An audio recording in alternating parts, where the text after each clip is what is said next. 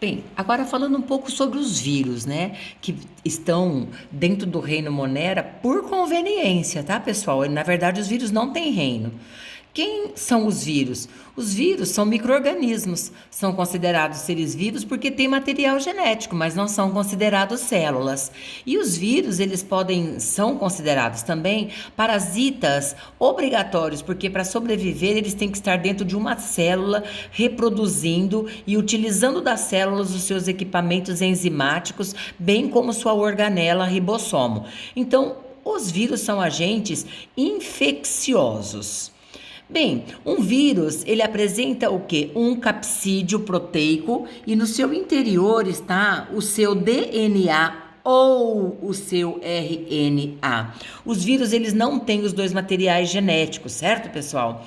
E, portanto, esses vírus, como nós já conhecemos alguns, o HIV, né, que é o da AIDS, nós temos os bacteriófagos, agora estamos passando por uma pandemia que é causado por vírus também, lembrando que o nome do vírus advém da doença que ele provoca.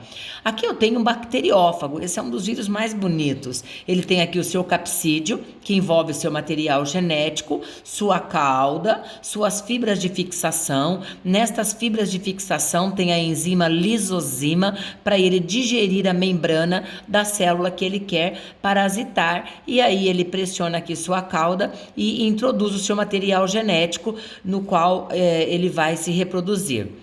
Bem, os vírus, então, quando eles se aproximam da célula, ele está fazendo uma adsorção.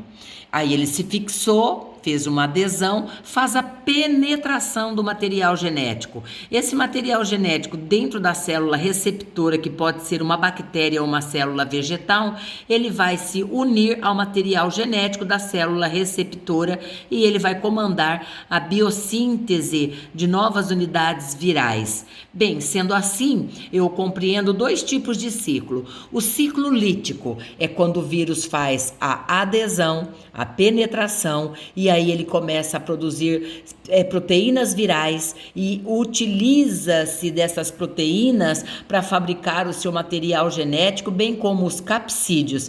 Em seguida, quando os vírus estão prontos, eles abandonam a célula, provocando uma lise. Então, voltando um pouquinho aqui, ó, o vírus faz uma adesão, uma penetração, e aí ele vai começar a sintetizar as proteínas virais, a duplicar o material genético, aí ele provoca a lise da célula. Como ele provoca a morte da célula que ele usou para se reproduzir, fala-se em ciclo lítico.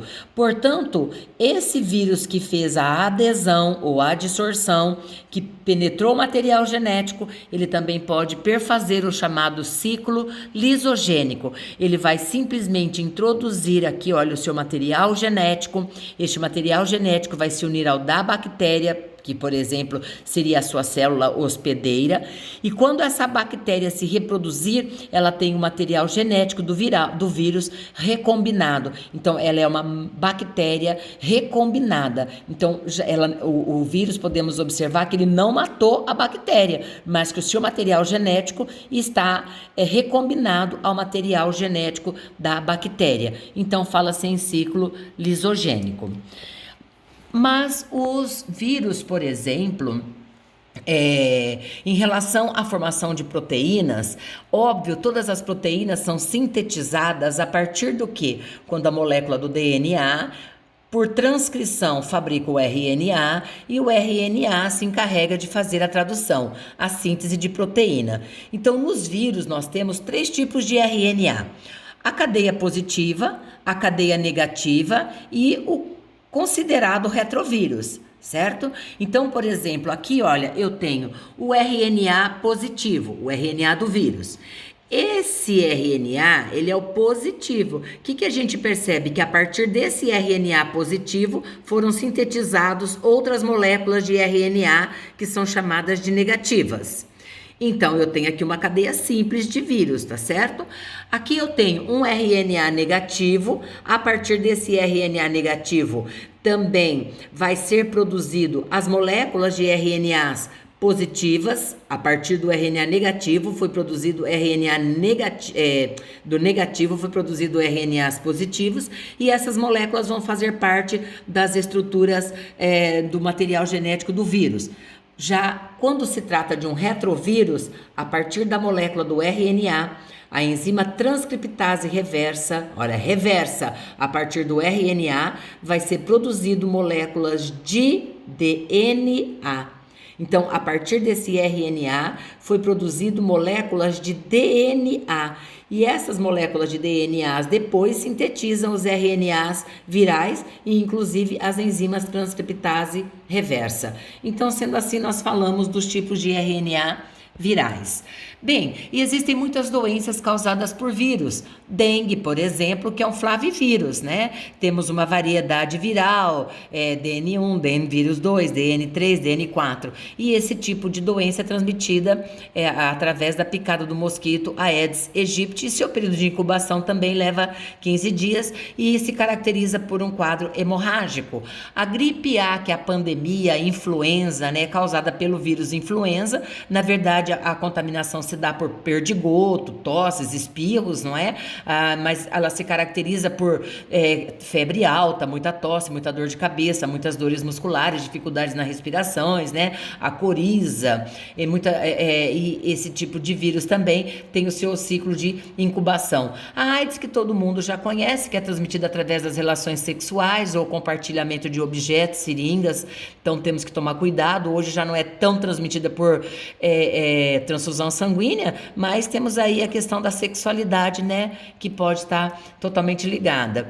Então, no caso da AIDS, o que causa a AIDS é o HIV, né? Ele é o vírus que vai provocar a doença, que vai atacar as células de linfócitos. Mas também nós temos aí muitas outras doenças que se manifestam nas pessoas que têm AIDS, como tuberculose, pneumonia, tipos de cânceres, certo? E os vírus também causam hepatite A, hepatite B, hepatite C, hepatite D e hepatite E. Bem, geralmente todos esses tipos de hepatite há um acometimento do fígado, tá certo? Agora, lembrando, né, que essa hepatite B é que é transmitida através da relação sexual e transfusão de sangue, assim como também temos aqui a hepatite C, que pode ser transmitida através de relação sexual, mas a hepatite A e a hepatite D e a hepatite E tomar cuidado com as formas de se infectar, né, melhorando os hábitos de higiene. Temos aqui o caso do coronavírus, né, que surgiu aí desde 2002 lá na China e culmina no momento da nossa vida, provocando todo esse fragmento, né, com nossa vida escolar, mas vamos lá. Na verdade, esse tipo de vírus também, ele leva aí de 15 dias de incubação e ele traz esses transtornos pulmonares com esse muco excessivo dentro dos pulmões que impede com eficácia as trocas gasosas, necessitando-se de uma ventilação dos pulmões, senão a pessoa fica asfixiada.